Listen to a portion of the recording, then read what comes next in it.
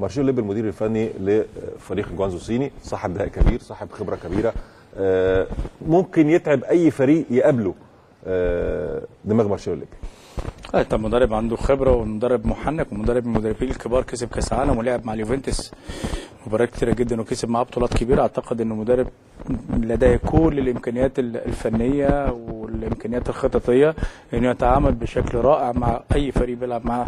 اعتقد ان مارشيلو ليبي فرض بصمته كمان، والدليل على هذا ان هو مرشح للتدريب المنتخب الصيني الفتره الجايه. فرض بصمته في امور كثيره جدا، لان جوانزو الصيني بيلعب باختلاف خالص عن الفرق الصينيه كلها بالكامل، نظرا لطبيعه مارشيلو ليبي الايطاليه، نظرا لامكانيات مارشيلو ليبي كمان كراجل خططي.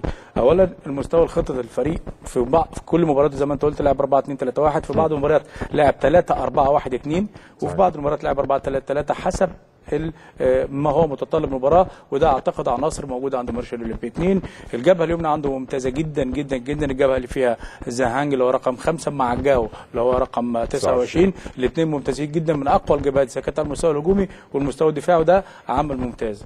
3 لابد من النادي الاهلي الحذر ثم الحذر من السرعات، من المساحات، لان بيمتلكوا ثلاثي امامي اذا كان كونكا او ماركيوب او اليكسون من اخطر ما يمكن، وهم دايما بيلعبوا على العمق الدفاعي. 4 ماركيوب بيلعب ساعات راس حربه ثانيه حسب ما بيلعب، لو لعب 4-2-2 او 4-4-2 اعتقد ممكن يعني.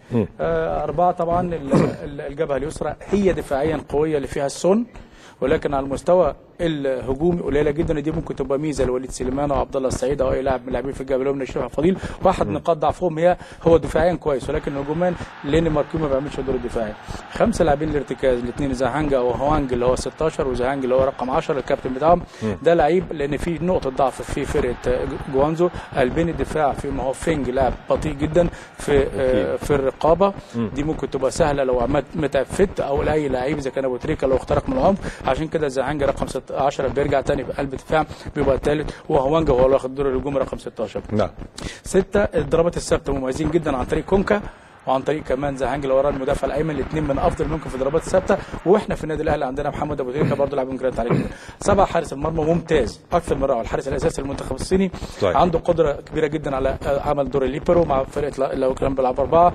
قيادي ممتاز جدا، خط 18 من امكانياته، بيلعب عنده رده فعل ممتازه جدا صحيح. حارس بدني وذهني ممتاز. اخر نقطه وهي المعدل البدني زائد السرعه اللي موجوده عند فريق جوانزو مع التنظيم، وده من شغل مارشيلو ليبي. صعب جدا تلاقي فرقه عندها سرعات وعندها تنظيم في شرق اسيا الا اذا كان عندها مدرب لديه امكانيات فنيه وخطيه عاليه جدا زي مارشيلو. هو خط الدفاع ثابت طوال المباراه الماضيه. كابتن حازم، تشكيله النادي الاهلي واضح ان هي التشكيله الثابته اللي ممكن يلعب بيها